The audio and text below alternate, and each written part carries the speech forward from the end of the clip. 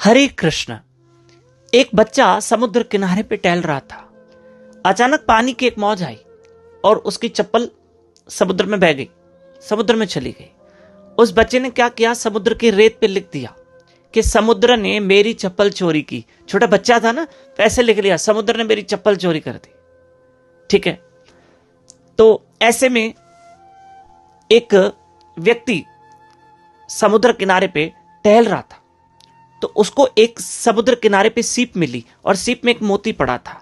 तो वो इतना खुश हो गया कि उसने लिखा कि समुद्र बहुत दयालु है, समुद्र बहुत दयालु है। अब बच्चे ने क्या लिखा कि समुद्र ने मेरी चप्पल चोरी की है। और उस व्यक्ति जो टहल रहा था उसने क्या लिखा कि समुद्र बहुत दयालु है, क्योंकि उसको सीप मिली, उसको सीप मिली। ऐसे में एक बुजुर्ग माता जो समुद्र किनारे पे वो भी टहल रही थी, तो वो फिसल गई और फिसल गई तो पानी में गिर गई, पर मरते मरते बची। तो उसने समुद्र के किनारे पे क्या लिखा रेत पे कि समुद्र के अंदर दया नहीं है, मैं तो बुजुर्ग हूं। लेकिन पता है क्या हुआ, किसने क्या लिखा, लेकिन समुद्र की एक मौज आई और सबको मिटा के चली गई। समुद्र ने यह नहीं देखा कि मेरे लिए अच्छा लिखा है, किसी ने बुरा लिखा है।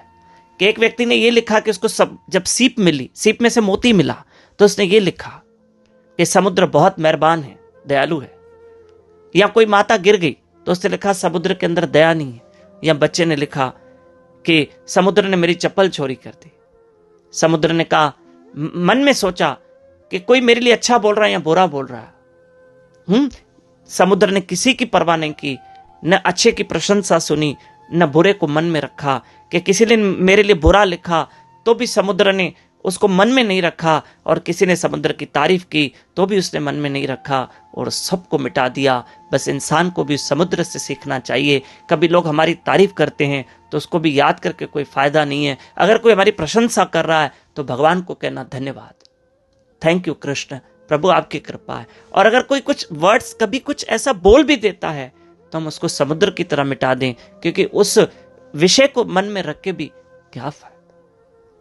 अगर किसी ने प्रशंसा की है और किसी ने प्रशंसा नहीं की है, अगर कुछ भला बुरा कहा है, तो हम समुद्र से एक बात सीख सकते हैं कि चलो मिटाओ, अब सब मिटा दो और अपने जीवन को आगे बढ़ने दो। क्योंकि नहीं तो याद रखना, बड़ी बड़ी राहों पर छोटी छोटी बातें हमें हमारे जीवन में रुकावट पैदा करती है। बड़ी बड़ी तरक्कियों में,